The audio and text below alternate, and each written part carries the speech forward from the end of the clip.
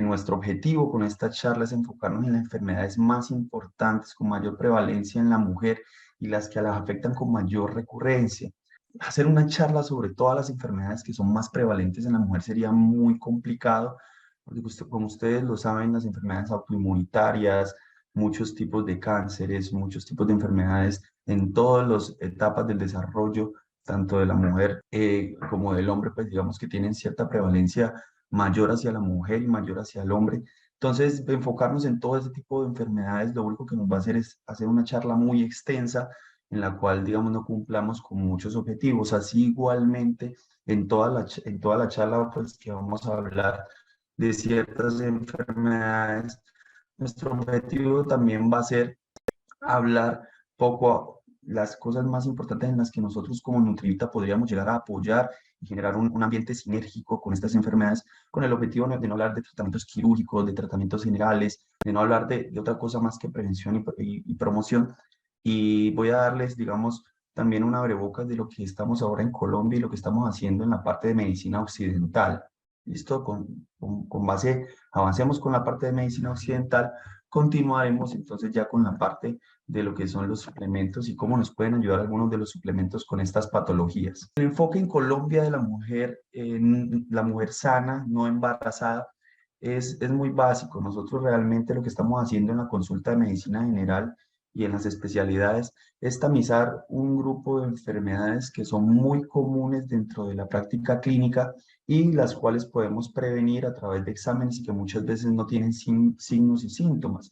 Este es el caso por lo menos de la anemia, que hacemos tamizaje principalmente en las personas que están en edad de pubertad, lo hacemos principalmente con el inicio de la menarca o la primera, eh, el primer sangrado, en el cual hacemos un tamizaje de anemia. Este tamizaje de anemia, dependiendo de los recursos, lo podríamos hacer con hemoglobina hematocrito o lo podríamos hacer con un hemograma de cuarto nivel. El objetivo de esto simplemente es evidenciar que estas hemorragias no están generando un déficit principalmente de hemoglobina o hematocrito, para ya después ir a revisar la ferropenia en estos pacientes. ¿Qué pasa? Si vamos a estudiar las anemias, pues como ustedes lo sabrán, las anemias son un tema absurdamente extenso porque tiene gran cantidad de causas y tiene muchas variables, tanto del hemograma como el pool de exámenes que podríamos llegar a utilizar. Entonces, no es una de las enfermedades en las que nos vamos a basar el día de hoy. Por otra parte, en Colombia también empezamos a hacer tamizaje de VIH y sífilis después del inicio de la vida sexual, en las cuales tenemos el objetivo de encontrar tempranamente estas enfermedades que tienen tantas complicaciones a corto y a largo plazo, principalmente a largo mediano plazo en los pacientes. Ya después de los 50 años en Colombia, después de los 40 años en Estados Unidos, empezamos a hacer tamizaje cada 2 años a través de mamografías a las pacientes que cumplen 50 años, sobre todo en Colombia 50 años. ¿Qué pasa? Porque la gente se preguntará, ¿por qué no hacemos tamizaje de cáncer de mama en mujeres de 40 años si Estados Unidos reportó una disminución de la mortalidad del 15% haciendo cribado en las pacientes entre los 40 y los 50 años? Lo que pasa es que los estudios en los Estados Unidos no los hemos tomado para nuestra guía de práctica clínica. Las guías de práctica clínica que nosotros utilizamos por lo general están basadas en estudios más dirigidos a la parte europea, a los estudios realizados por Europa. Y los estudios realizados por Europa realmente no han mostrado una equivalencia de ese 15% que supuestamente nosotros lograríamos disminuir con esa reducción de 10 años de tamizaje. Aparte de eso, la mujer cuando cumple 40 años debe ir a su médico anualmente para que éste realice un examen clínico. Creo que cabe aclarar cómo se realiza este examen clínico porque dentro de la práctica clínica nos encontramos con que la mayoría de los médicos estamos realizando de forma errónea el examen clínico de las mamas. Como ustedes lo saben, siempre tenemos que hacer el examen con 3 dedos, estos 3 deditos, y siempre tenemos que masajear todos los cuadrantes de esta forma. No podemos teclear porque los tecleados realmente lo que hacen es cambiar de posición las masas para que no la podamos lograr bien, realizar adecuadamente una valoración de las axilas para identificar posibles ganglios axilares y también de la parte suprainfraclavicular.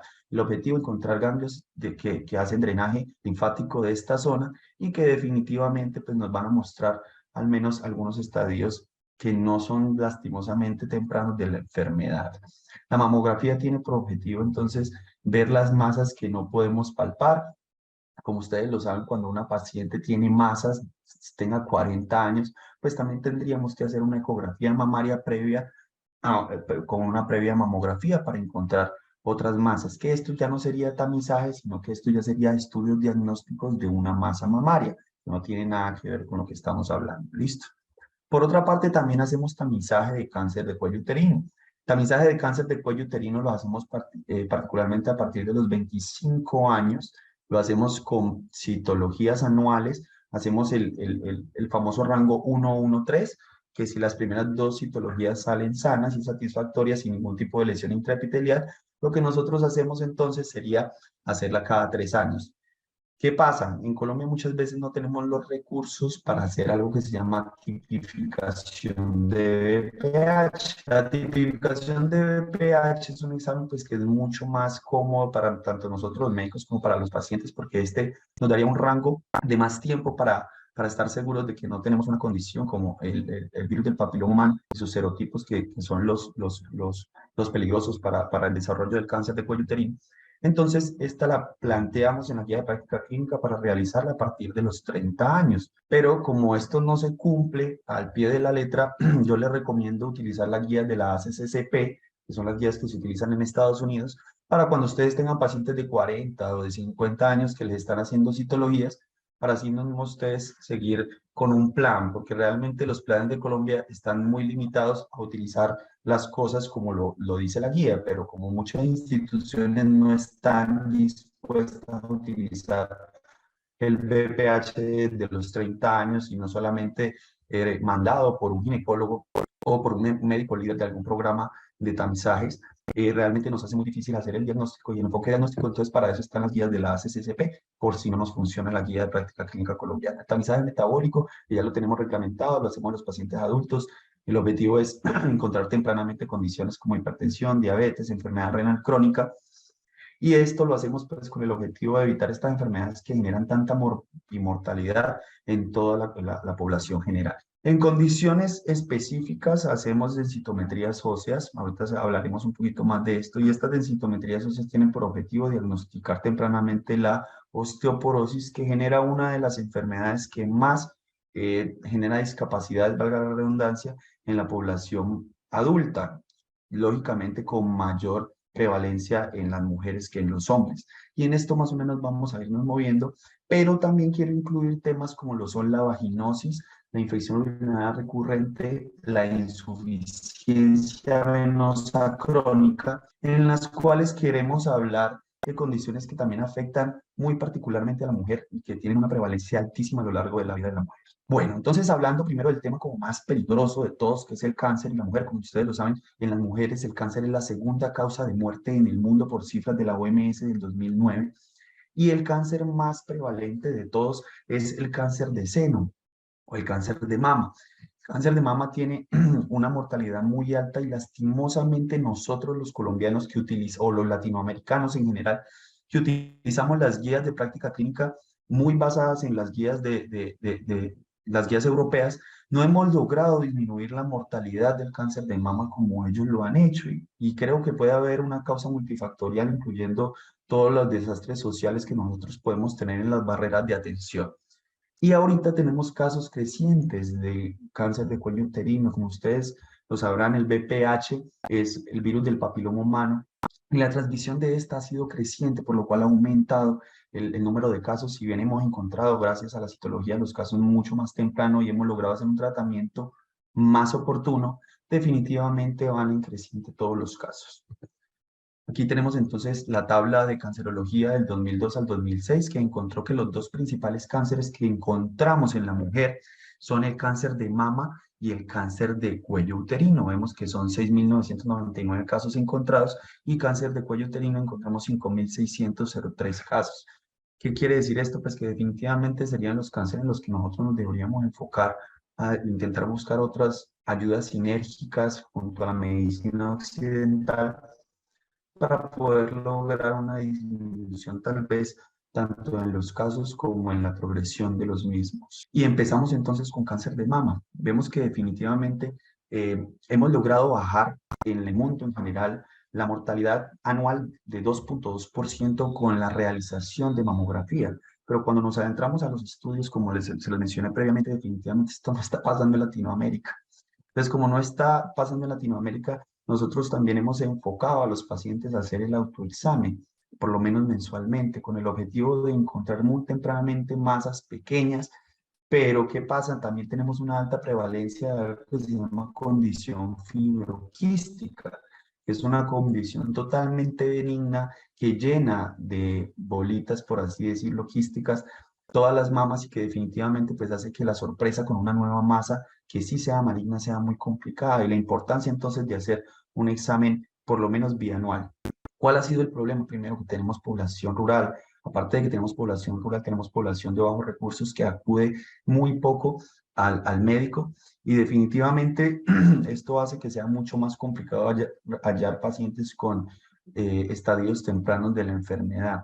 Hubo un estudio que se hizo en Hungría que mostraba que definitivamente ellos no habían tenido ningún tipo de correlación de disminución de mortalidad con la realización de la mamografía, porque definitivamente los cánceres como el adenocarcinoma o el carcinoma mucinoso, cuando crece no se demora más de un mes en crecer. Entonces ellos dicen, es como nosotros lanzar un dardo e intentar encontrar un cáncer en un estadio temprano en un paciente, que un cáncer en un mes puede crecer lo suficiente como para ya ser invasivo.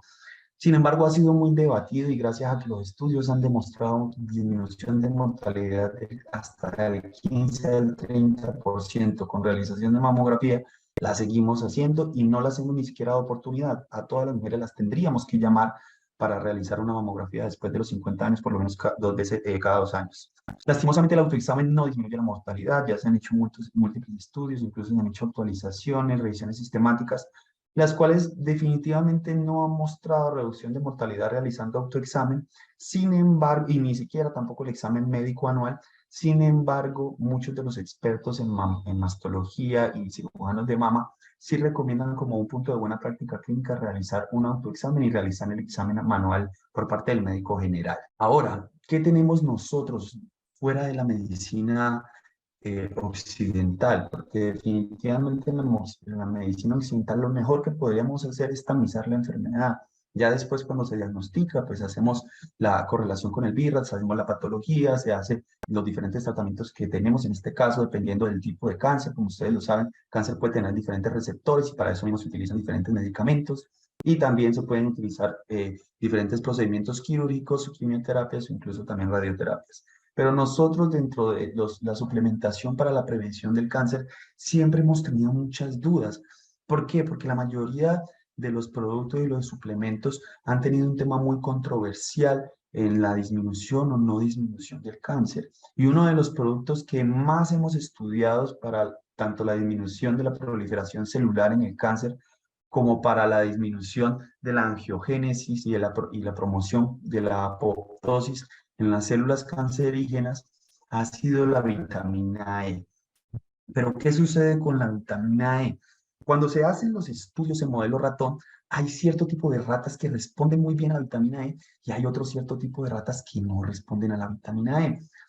Entonces, a encontrar este tipo de respuesta tan variable en los mismos modelos animales, cuando se han hecho los estudios en modelo humano, se ha creído que es posible que estas actúen en etapas tan tempranas que los resultados en la suplementación en las personas que ya tienen cáncer invasores o que ya tienen cánceres incipientes, pues definitivamente sea muy difícil de lograr. Entonces, aquí tenemos más o menos los mecanismos. Ustedes saben, las vitaminas principalmente son tocoferoles y tocotrienos. Estas principalmente las encontramos en las plantas, en las nueces, en algunas semillas de plantas, en aceites vegetales, y tiene propiedades antioxidantes y antiproliferativas, como lo mencioné previamente. Eso se encontró en modelo in vitro. Cuando se hacen los estudios encontramos que todos estos tocoferoles y tocotrienos al fin y al cabo van a actuar sobre el ciclo del ácido araquidónico, y también van a tener factores nucleares, y estos receptores definitivamente se ha demostrado que pueden llegar a disminuir el papel proinflamatorio de estas citoquinas proinflamatorias como lo son la interleuquina 1, la interleuquina 6, y aparte de eso también disminuye la sobrevivencia de genes que están defectuosos. Aparte de eso, entonces disminuye a todos esos factores angiogénicos, o sea, que generan vasodilatación y riegan con mayor sangre los tumores, estimulando a que no haya un crecimiento de estos y disminuyendo pues la vascularización de todos estos tipos de cánceres. Es un tema muy controversial. Sin embargo, hay algo que no es controversial, que también lo hemos encontrado en modelo humano, y es lo siguiente. Cuando nosotros hicimos todos los estudios, sobre todo basados en etapas muy tempranas de cáncer y en estadios de quistes o condiciones fibroquísticas, hemos encontrado que la mayoría de los estudios que han hecho una correlación con vitamina E, una dosis de solamente 80 a 400 unidades internacionales ha sido suficiente para disminuir los quistes múltiples o las condiciones fibroquísticas, si hablamos en términos de patología, o simplemente los quistes líquidos, hablando ya de imaginología, ha disminuido su tamaño. ¿Y cómo se ha correlacionado entonces esto con la clínica? Lo que les hablé al principio, si nosotros tenemos unos quistes mucho más pequeños, puede que al encontrar un tumor que de pronto sí tenga características un poco más típicas de cáncer o que sea asimétrico con la otra mama, entonces vamos a poder diagnosticar con mucha más facilidad y empezar el diagnóstico ya de un tumor de mama. Esto es muy controversial también. Definitivamente la disminución ha sido basada sobre todo en imágenes y no en examen físico.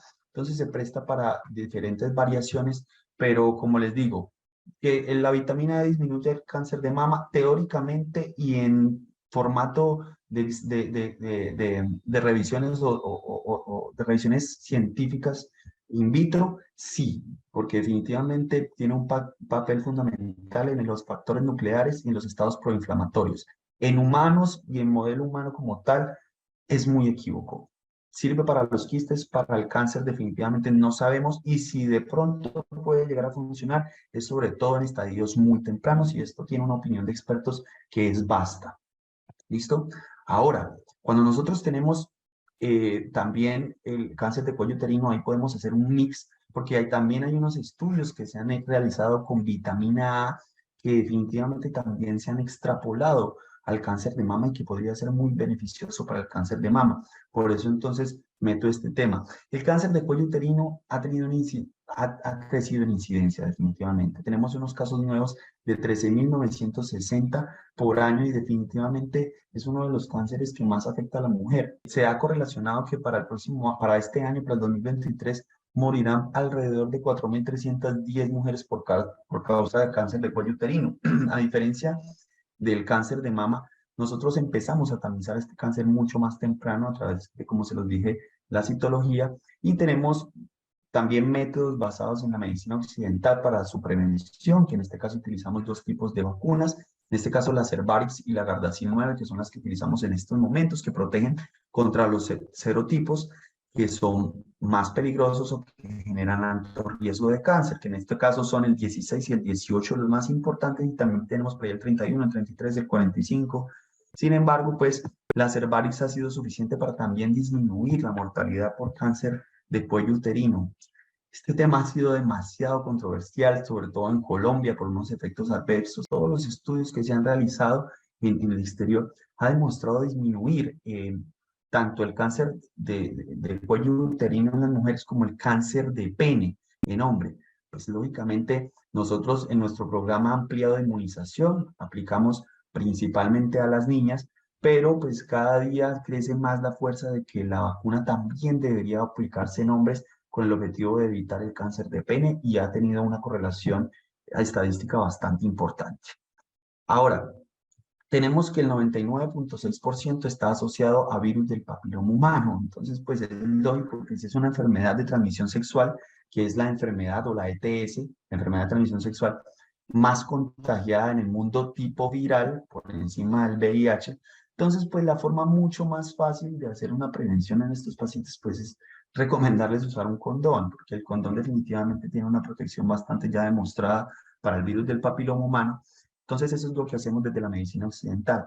Ya después de que iniciamos un protocolo, a veces realizamos ablación, a veces iniciamos otro tratamiento que se llama conización, y cuando ya está progresivo, pues podemos utilizar diferentes métodos, tanto quirúrgicos como quimioterapéuticos y radioterapéuticos. La suplementación hemos encontrado una muy buena correlación principalmente con vitamina A en la disminución de la progresión del cáncer de cuello uterino. Esto sobre todo en resultados in vitro. Todavía falta mucho más estandarizar todos estos estudios para modelo humano y obviamente hacer metaanálisis y revisiones sistemáticas, porque pues lógicamente los resultados siempre han sido equívocos. Por lo general son estudios muy pequeños que definitivamente pues no han logrado cumplir con todas las arandelas epidemiológicas y estadísticas. ¿Qué se ha recomendado en la mayoría de los estudios donde se ha realizado y se ha estudiado la vitamina A? Para lo que más sirve es para la prevención, sobre todo de los daños intraepiteliales proinflamatorios que genera el virus cuando entra, y muchas veces también aumenta, disminuye la progresión del cáncer cuando ya está muy avanzado. Esta diferencia de la vitamina E en el cáncer de mama definitivamente parece ser un poquito más prometedor, y es por eso que nosotros deberíamos continuar haciendo los estudios para definitivamente decretar, y estudios mucho más juiciosos a los que ya se han hecho para decretar si la vitamina A sí podría llegar a servir o no para el cáncer de cuello uterino, y sería bastante prometedor. Nosotros, cuando revisamos este artículo fue publicado, si no estoy mal, en 2016, lo realizó Kim ya, y él demostró que el retinol o todos los derivados retinoicos, al entrar al núcleo celular, disminuye la formación de ciclinas D y de telomerasas. La ciclina D y la telomerasa tienen un papel fundamental en la supervivencia de la célula y en la multiplicación de las células. Entonces son marcadores que encontramos bastante elevados en las células tumorales, por lo cual entonces al ver que se suprime definitivamente este tipo de moléculas, pues podríamos llegar a tener un papel importante también en el cáncer. También se demostró in vitro que hay un aumento en la P53, P21 y en el retinoblastoma, que como ustedes lo saben, son los guardianes de la célula. Ellos son nuestros mayores defensores dentro del núcleo y dentro de los genes, que simplemente lo que hacen es que cuando ellos ven una célula que tiene los genes dañados y que puede llegar a generar una multiplicación masiva que desencadene un cáncer, pues definitivamente ellos le colocan un stop y dicen vamos a dañar esta célula que se llama muerte celular programada o apoptosis. Entonces, definitivamente esto nos ayuda muchísimo a dañar las células malas, a las células viejas y a la diferenciación celular para pues, que nunca lleguemos a una célula como las células cancerígenas. Ahora, tenemos dentro de Healthy algunos de los productos que nosotros tenemos que muchas veces también son publicitados para otras condiciones, utilizados como antioxidantes, utilizados para otro tipo de patologías, pero nosotros tenemos dos productos principales que tienen tanto vitamina A como vitamina E, y en este caso tenemos a Tornare y a Geria Full, eh, con una muy buena cantidad y una muy buena dosis de vitamina E recomendada, la cual puede llegar a ser muy servible para tener estos efectos que se han encontrado tanto in vitro como en modelo animal, para por lo menos la prevención de condiciones fibroquísticas, y tal vez de forma teórica podría tener algún papel en los estadios más primarios del cáncer, que lógicamente todavía no ha sido demostrado en modelo humano, solamente en modelo in vitro. Y la vitamina A, como lo mencioné previamente, pues también tiene un papel bastante importante, ya demostrado por fisiopatología, como lo mencioné previamente, tanto en el cáncer de mama como en el cáncer de cervix. La vitamina A, entonces, llegaría a tener un papel bien importante en estos dos tipos de cáncer, porque incluso cuando nosotros revisamos a pacientes que tienen cáncer de muy rápida progresión, nos encontramos que justamente sus niveles de vitamina A están bajos, lo que lógicamente abre mucho más la puerta para pensar, ¿será que la vitamina A realmente sí hace que progrese más rápido el cáncer? Y lógicamente, pues esto abre la puerta también para que dentro de la misma medicina occidental se empiece a considerar realizar estudios con mayor juicio para poder intentar revelar si esto sí realmente funciona como lo muestra pues la fisiopatología y los modelos in vitro. Ahora, hay un cambio ya realmente. Seguir hablando de cáncer en la mujer, pues sería, como la charla está prácticamente hecha para la mujer, hablar de cáncer en la mujer, de otros cánceres, pues no sería acorde, porque esos son los dos cánceres más prevalentes. Creo que la charla se nos extendería mucho. Entonces, ahorita vamos a hablar de otra de las condiciones más importantes en la mujer. Creo que ustedes igual ya lo han revisado, pero vamos a hacer un pequeño abrebocas de lo que es el cranberry y la vitamina C para el tratamiento, citando algunos de los estudios científicos y uno de los metaanálisis más importantes que se ha realizado para determinar sobre todo en el riesgo de recurrencia.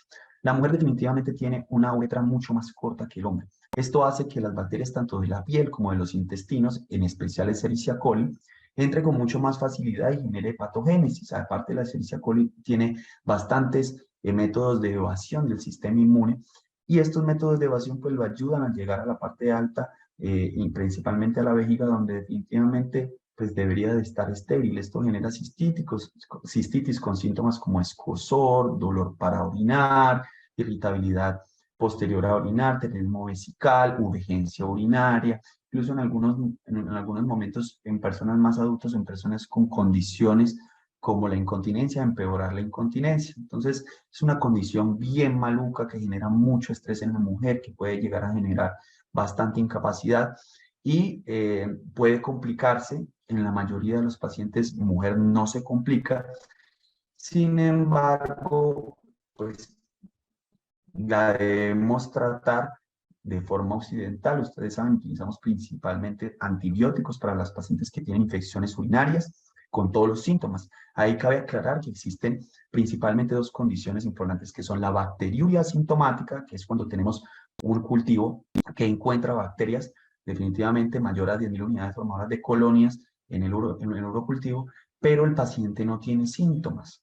Como ustedes lo sabrán, estas condiciones esto solo se trata ante dos condiciones. Las dos condiciones principales en las que tratamos las bacteriuras asintomáticas es en mujeres embarazadas por el aumento del riesgo de ruptura prematura de membranas, mujeres embarazadas entonces, y antes de realizar un procedimiento urológico invasivo, como lo es una cistoscopia o como es una cirugía de uretra o como lo es una cirugía de vejiga. Solo en esos casos hacemos tratamiento de bacteriuria asintomática, porque definitivamente todos los estudios, sobre todo el 2018 para acá, han demostrado que tratarlo no disminuye la mortalidad ni tampoco la recurrencia de otro tipo de infecciones. Sin embargo, el paciente que sí tiene síntomas, pues tenemos que hacer tratamiento de infecciones urinarias, pero hay que tener mucho cuidado, porque recuerden que la vaginitis por cándida, si bien no es tan prevalente como las infecciones urinarias, también puede mimetizar los síntomas de una infección urinaria. Pero a diferencia de la infección urinaria normal, pues el paciente con una vaginitis por cándida siempre va a tener otros síntomas, va a tener picor en el área vaginal, va a tener salida de un líquido blanco espeso como leche cortada y va a tener un enrojecimiento general de la vulva. Entonces, cuando ustedes tengan un paciente con síntomas de infecciones urinarias y aparte de esto tengan una leucorrea, una secreción blanca por la vagina, también deben estar muy seguros de la sintomatología, porque los estudios urológicos, los estudios que se han realizado en urología han mostrado que cuando hay leucorrea se disminuye en un 60% la sensibilidad de los síntomas clínicos para detectar una infección urinaria. Entonces, muchos urólogos lo que recomiendan es hacer primero el tratamiento de la vaginitis por cándida, que es un hongo, y posteriormente ahí, pues sí, realizar un tratamiento de la infección urinaria. Uno de los factores hay muchos factores que pueden llegar a empeorar la recurrencia en las infecciones urinarias. Y dentro de los que nosotros hemos encontrado son las alteraciones anatómicas de la vejiga o de la uretra. Y es definitivamente esto, pues, lo que ya le compete a la medicina occidental. El riesgo de recurrencia ante cada infección urinaria logra ser de hasta del 30% en las mujeres de 55 a 65 años. Nosotros definitivamente lo que más les recomendamos a las mujeres es hacer una buena limpieza de la zona anal, sobre todo después de realizar una defecación, principalmente intentando limpiarse de adelante hacia atrás para no traer todas las bacterias del intestino hacia la parte anterior. Y también indicamos que tienen que hacer orine poscoital. ¿Qué significa esto? Cada vez que se tiene una relación sexual, intentar orinar, hacer una micción con el objetivo de barrer todas las bacterias que se pudieron haber ingresado a la hora de realizar el acto del coito, ¿no? Lógicamente hacemos el tratamiento, nosotros solemos utilizar, dependiendo de la resistencia bacteriana dentro de la medicina occidental, nitrofurantoína o fosfomicina. Aquí no podemos utilizar timetropin sulfamethoxazol porque definitivamente tenemos muy alta la resistencia bacteriana en nuestro país.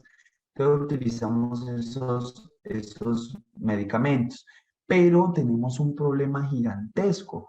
Ya vimos, el 30% de las pacientes entre 55 y 65 años pueden tener recurrencia. Y es ahí la única zona donde la arándano y la vitamina C ha podido tener mucha relevancia en los estudios. Pero esto no es porque no funcione para la primera infección urinaria, es porque la mayoría de las personas no están utilizando arándano y vitamina C antes de una infección urinaria. Pero teóricamente, por todo lo que acarrea utilizar tanto arándano como vitamina C, es muy lógico fisiopatológicamente pensar que podría llegar a ser muy importante a la hora de prevenir las infecciones urinarias tanto de la primera vez como de su recurrencia. Y lo vemos porque los polifenoles y las prostacianidinas de tipo A pueden generar unas barreras anatómicas que logran ser como las catelicidinas en la parte de la piel, intentar dañar a la bacteria desde el primer momento de contacto con todo lo que es el urotelio, incluso la piel. Entonces esto puede llegar a tener un papel bien importante, sobre todo en el arándano, porque definitivamente van a generar que los factores de adhesión que tiene el Escherichia coli no logre penetrar, que es el epitelio que tiene todo el sistema urinario hasta el ureter. ¿Sí? Ahora, ha tenido efectos adversos muy limitados, todo lo contrario, la mayoría de los hallazgos que hemos hecho con la suplementación del arándano han sido beneficiosos para el cuerpo. Entonces yo creo que definitivamente al no llegar a una hipervitaminosis o a un exceso de la toma de estos, definitivamente podemos llegar a tener unos muy buenos resultados con una molécula que realmente es muy inocua, ¿no? En el caso de la vitamina C, su papel más importante no es coli, tiene un poquito más de funcionamiento con otra bacteria que se llama Proteus mirabilis, porque su objetivo es la acidificación de la orina y esa acidificación de la orina tiene una destrucción principalmente del Proteus que pues también es muy importante definitivamente porque las infecciones urinarias por Proteus mirabilis también predisponen a generación de cálculos por su forma por todo su metabolismo, el metabolismo de la Proteus mirabilis puede generar cálculos que definitivamente pues pueden llegar a generar problemas en el sistema urinario. Ahora, hay algunos estudios que han demostrado que la vitamina C podría llegar a tener cierta interacción con esto de la terapia de reemplazo hormonal, la ciclosporina, principalmente estos dos, por lo cual digamos que se recomienda tener un poquito de precaución con personas que estén en este tipo de tratamientos. Y aquí entonces yo les muestro un metaanálisis que se realizó. Este metaanálisis se realizó en el 2016. Como ustedes lo ven, cuando se hizo este metaanálisis, quería ver si definitivamente o sea, había algún tipo de asociación con la recurrencia de las infecciones urinarias utilizando principalmente arándano. Y miren que realmente el metaanálisis lo que muestra es mayor tendencia a la protección que al aumento del riesgo de las infecciones urinarias o a mantenerse nulo versus placebo. Lo que realmente nos muestra que el arándano tiene un estudio, ¿cierto?, bastante importante, que es una revisión sistemática y un metaanálisis que está a favor del mismo. Si bien, pues lógicamente cuando nosotros hablamos ya con los urólogos y los ginecólogos, pues ellos tienen sus ciertas discrepancias con, la utilización de la primera vez. Muchos de las guías de práctica clínica europeas utilizan el jugo de arándano como un factor de prevención para las infecciones urinarias recurrentes, por lo menos. Entonces, em, definitivamente nosotros podemos llegar a pensar que utilizar la vitamina C es, o todos los componentes que puede tener el arándano, puede llegar a ser beneficioso para las infecciones urinarias, pero hay otra de las cosas que a mí me parecen interesantes dentro de la vitamina C y el jugo de arándano, porque también se ha demostrado que no solamente genera acidificación del medio urinario, sino que también puede llegar a tener ciertos efectos sobre la acidificación de la misma cavidad vaginal, la cual definitivamente podría llegar a tener un factor bien importante dentro dentro de la fisiopatología de otras infecciones muy prevalentes en la mujer. Cuando nosotros hablamos en este caso, quiero hacerles correlación con lo que es entonces la vaginosis bacteriana. Gran cantidad de mujeres en su vida han tenido vaginosis bacteriana y el problema es que al tener un desconocimiento de esta enfermedad, que más que ser una infección es un desbalance de toda la flora vaginal, pues se generan muchos síntomas. Ahorita lo miraremos cuáles son estos síntomas, pero son síntomas muy alarmantes para la mujer, porque antes de adelantarles, pues les quiero decir que tener olores y secreciones purulentas con olor a pescado o esto, pues hace que la mayoría de las personas del común que no tienen conocimiento acerca de lo que es la infectología, pues lógicamente las pueda preocupar acerca de una infección de transmisión sexual. La vaginosis bacteriana entonces es un desbalance y definitivamente esta, desbalance de la flora vaginal se puede ver alterada por muchos factores, entre estos la edad, el método anticonceptivo, el inicio de vida sexual, la cantidad de parejas sexuales, pero definitivamente el microbioma tanto de la mujer como del hombre difiere mucho y el de la mujer es mucho más propensa a este tipo de desbalances que hacen que se presenten síntomas que son bastante alarmantes para los pacientes, pero no para nosotros los médicos que sabemos que las condiciones son muy benignas, ¿no? Antes de que la mujer tenga el primer periodo, definitivamente el mix de bacterias que está en la vagina son las típicas de la piel y de los intestinos, con algo de lactobacillus. Los lactobacillus, entonces, son bacterias fundamentales para el mantenimiento del pH vaginal, pero también se ha encontrado cierta correlación con el pH del orificio del orificio de salida de la uretra, por lo que también podría haber cierta asociación con los lactobacillus de infecciones urinarias, tanto de primera vez como recurrentes. Entonces, se ha demostrado que los estrógenos tienen un factor que hace que haya un glucógeno en la parte intraepitelial y ese glucógeno intraepitelial, entonces, después de la pubertad, hace que se desarrolle una flora mucho más rica en lactobacillus. Estos son los principales. Hay muchísimos lactobacillus.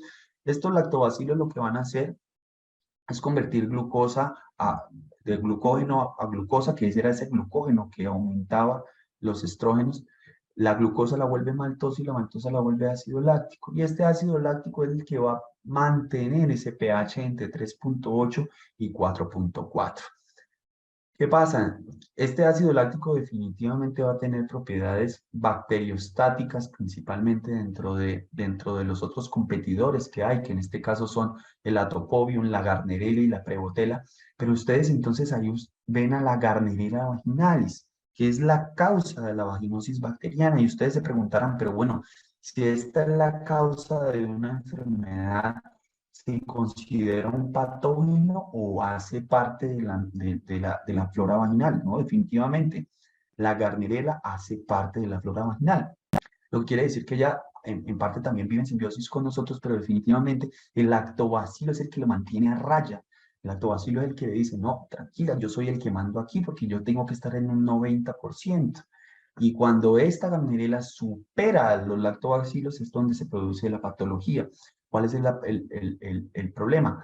Que muchas de las veces nosotros dentro de la medicina occidental olvidamos decirle a los pacientes que hay muchos factores que pueden neutralizar el pH o pueden disminuir los lactobacilos. Y entre esos están utilizar ropa ajustada, calzones de licra, utilizar bodys por lo menos, mantener siempre húmeda la vagina, ya sea por permitir la eyaculación al interior de la vagina, o utilizar duchas vaginales, utilizar frecuentemente tampones, utilizar cualquier tipo de método como la copa, que definitivamente va a cambiar toda esa cantidad de bacterias que se encuentran dentro de la cavidad vaginal y alterar, por supuesto, la flora. Aparte de eso, los lactobacilos ya tienen unos componentes que son bacteriocinas, biosurfactantes, que pueden llegar a generar también inhibición en la adhesión de patógenos dentro de la cavidad vaginal y al parecer de una forma muy incipiente hay estudios que pueden también correlacionarla con disminución entonces en las infecciones urinarias.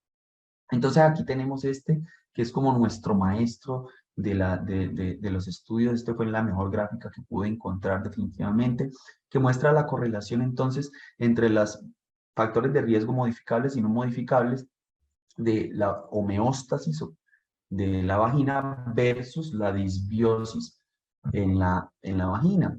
Y ahí vemos que definitivamente los más importantes que se han encontrado están en la alimentación o la suplementación en este caso y en el uso o no de anticonceptivos orales o anticonceptivos hormonales que han demostrado disminuir muchísimo el riesgo de vaginosis bacteriana. Entonces, muchos de los médicos, digamos que ya tienen bastante cancha, sobre todo los ginecólogos, cuando una persona, una mujer está teniendo infección, vaginosis recurrentes, lo que hace es iniciar métodos hormonales como los anticonceptivos orales, pero nosotros, como intentamos también hacer una sinergia con la medicina occidental, hemos encontrado que la vitamina A, la vitamina C, la vitamina E, los betacarotenos, los folatos, el hierro principalmente en la infección por cándida. En la infección, en la vaginosis bacteriana realmente no se ha logrado hallar una correlación buena entre el hierro y la disminución de la vaginosis bacteriana, pero sí una disminución en el riesgo de cándida. Y lógicamente la toma de antibióticos. Ese paciente que cuando tiene cualquier tipo de gripita se toma un antibiótico, pues definitivamente aumenta muchísimo el riesgo de generar una disbiosis dentro de la flora vaginal. Ahora, una dieta basada en altos lípidos, un tabaquismo, exceso de estrés, como lo dije previamente, utilizar duchas vaginales, uso de tampones, uso de antibióticos, mezclar las relaciones anales con las vaginales, tener muchas parejas sexuales o realizar muchos sexo traumático, o sea, que se genere mucho trauma a la hora de realizar la relación sexual, ya sea por no generar una adecuada lubricación o la misma promiscuidad puede llegar a aumentar la disbiosis vaginal. Entonces es en esto que nosotros podemos apuntar y como Nutrivita, al tener componentes y tener productos que tienen estos componentes que pueden llegar a aumentar muchísimo puede mejorar muchísimo la dieta y los suplementos dietarios, pues puede llegar a modificar la posibilidad de tener una vaginosis bacteriana y al mismo tiempo una infección urinaria recurrente. Entonces, como lo mencioné previamente, la Gardnerella vaginalis es el principal agente patógeno. Él libera unas aminas que son la trimetilamina, la putrescina y la cadaverina, y estas producen un olor horrible a pescado, y este olor, pues lógicamente, como le dije previamente, pues genera muchísima alerta. También es una secreción grisácea, a veces blancuzca, puede tener o no puede tener algo de aire y espuma, y pues genera mucha lisis de epitelio, por lo que podemos encontrar también un epitelio algo enrojecido, puede generar dolor a la relación sexual y picor, sin embargo no genera síntomas urinarios. La cándida, como lo dije previamente, que es el hongo, sí genera síntomas urinarios. Aproximadamente el 30% de todas las mujeres han cursado con un cuadro de estos en toda su vida, lo que lógicamente hace de que sea gran cantidad. O sea, si aquí hay 30 mujeres, 20 mujeres, pues es mucha la cantidad de mujeres que han sufrido de esta condición. Y es por eso de que nosotros podemos pues tratar los factores de riesgo modificables de una forma positiva. Generalmente en la medicina occidental utilizamos tinidazol, viene por 500 miligramos, utilizamos 2 tabletas dosis única. Hay que saber que cuando se da este medicamento definitivamente puede haber algo que se llama efecto disulfiram. Si lo combinamos con alcohol, entonces no se puede consumir alcohol. Algunos estudios dicen 7 días, otros 3 días. Nosotros como medicina occidental también tenemos que intentar hacer recomendaciones generales sobre el aseo personal, sobre que entre menos aseo te hagas o entre menos jabones y cosas utilices en la cavidad vaginal, mejor va a ser tu salud. Y definitivamente entonces ya tenemos los estudios que han generado una correlación con un valor P bastante significativo entre la vitamina A, C, E y los betacarotenos con la disminución de la vaginosis bacteriana, por lo cual entonces suplementarla estaría genial para hacer un tratamiento coadyuvante, no solamente para la primera vez que la paciente tenga la enfermedad, sino para evitar su recurrencia, porque su recurrencia también es alta. ¿Listo?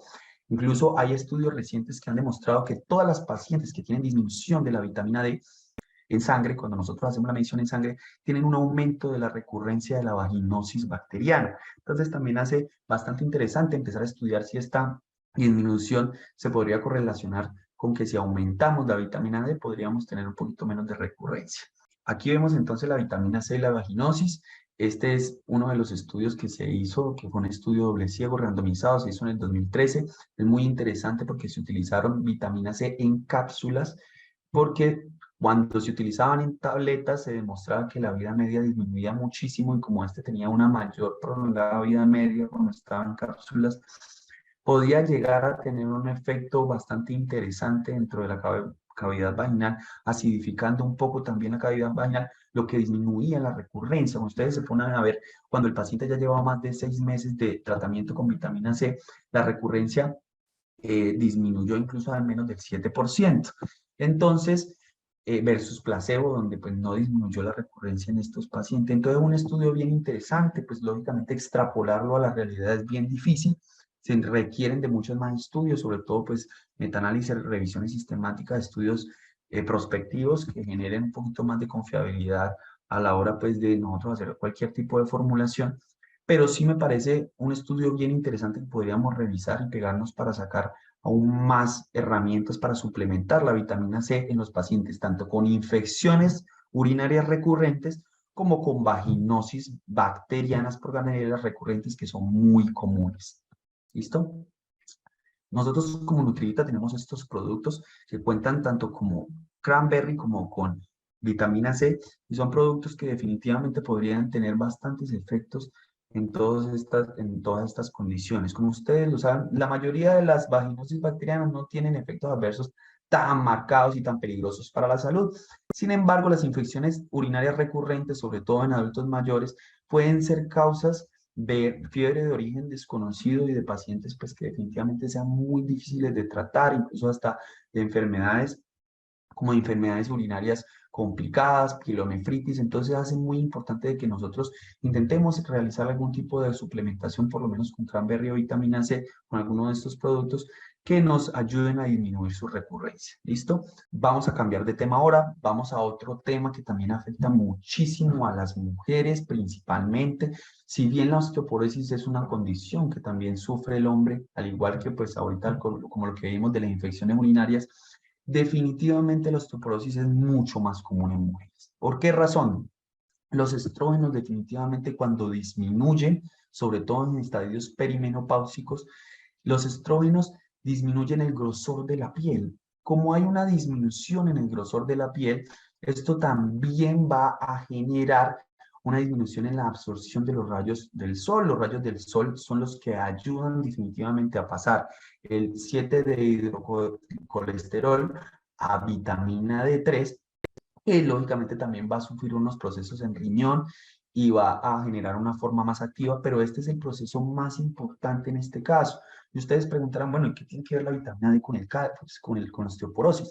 Es definitivamente la vitamina D la que más tiene influencia sobre la absorción del calcio a nivel intestinal.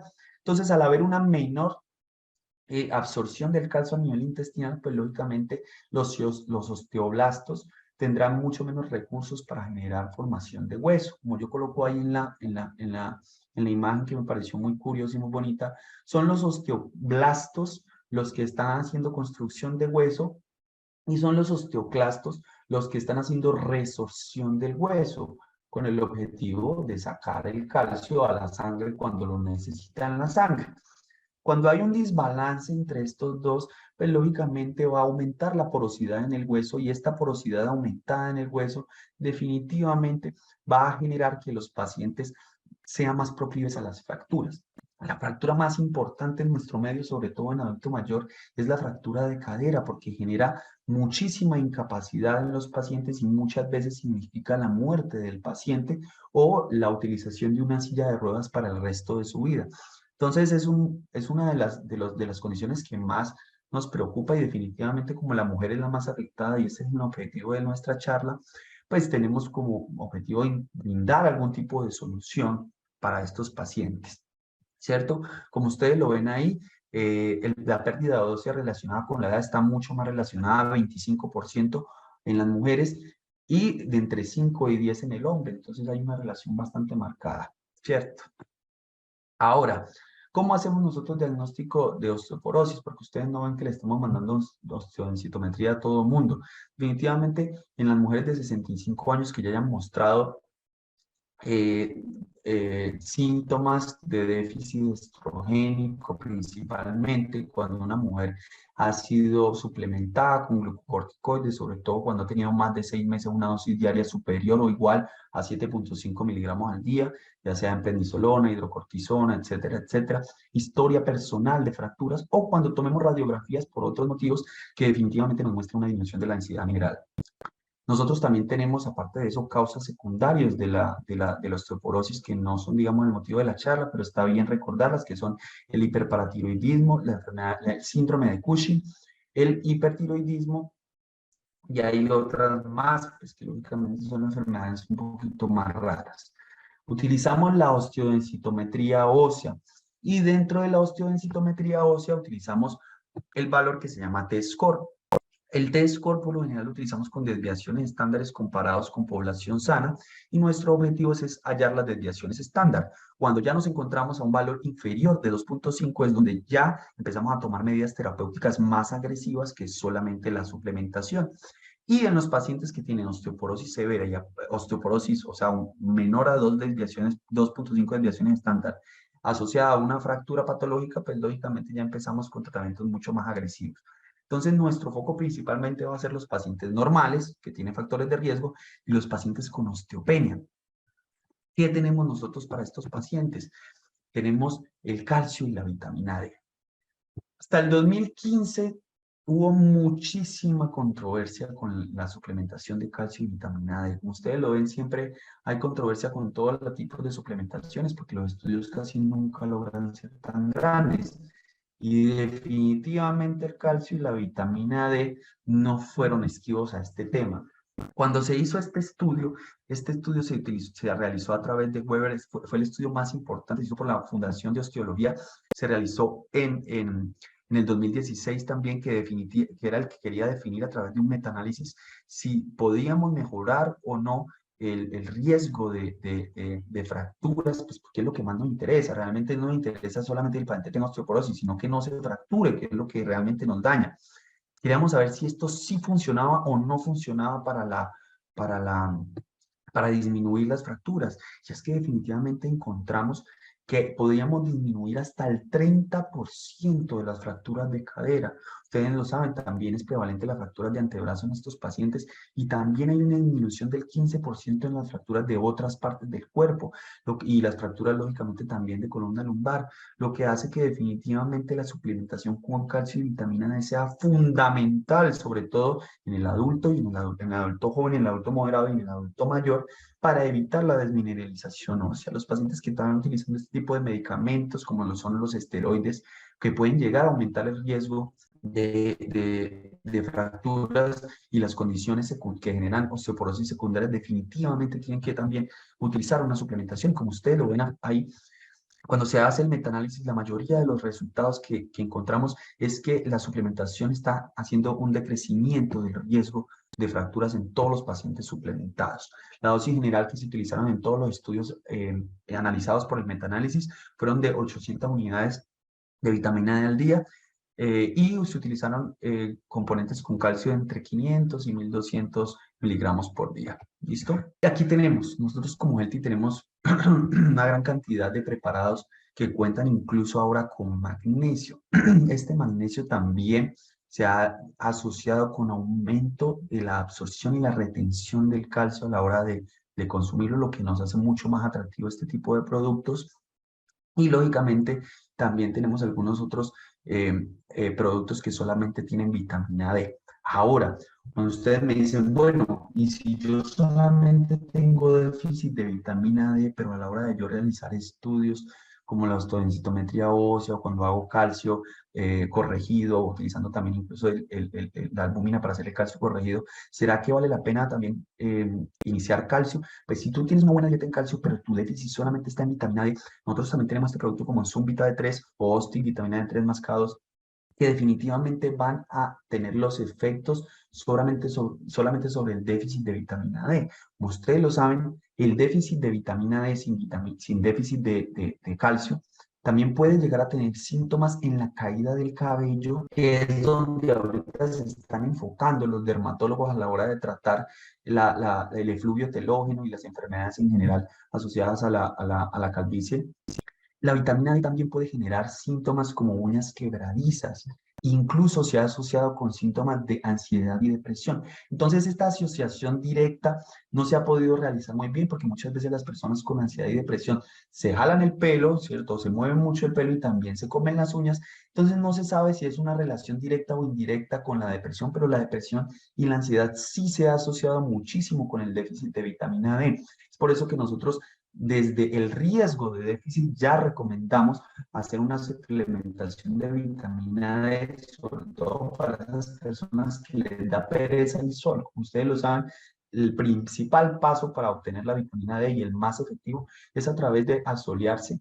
No queremos pelear con los dermatólogos, obviamente, pues, porque los dermatólogos son súper estrictos con que nunca nos deberíamos asolear, pero la vitamina D también es importante. Entonces, hallamos un punto medio donde decimos que el sol por lo menos de las 8 o de las 10 de la mañana puede llegar a ser importante para poder aumentar esa cantidad de vitamina D en el cuerpo. Obviamente no con la misma fuerza del sol de las 12. Sin embargo, lastimosamente el sol de las 12 envejece la piel y aumenta muchísimo el riesgo de cáncer de piel.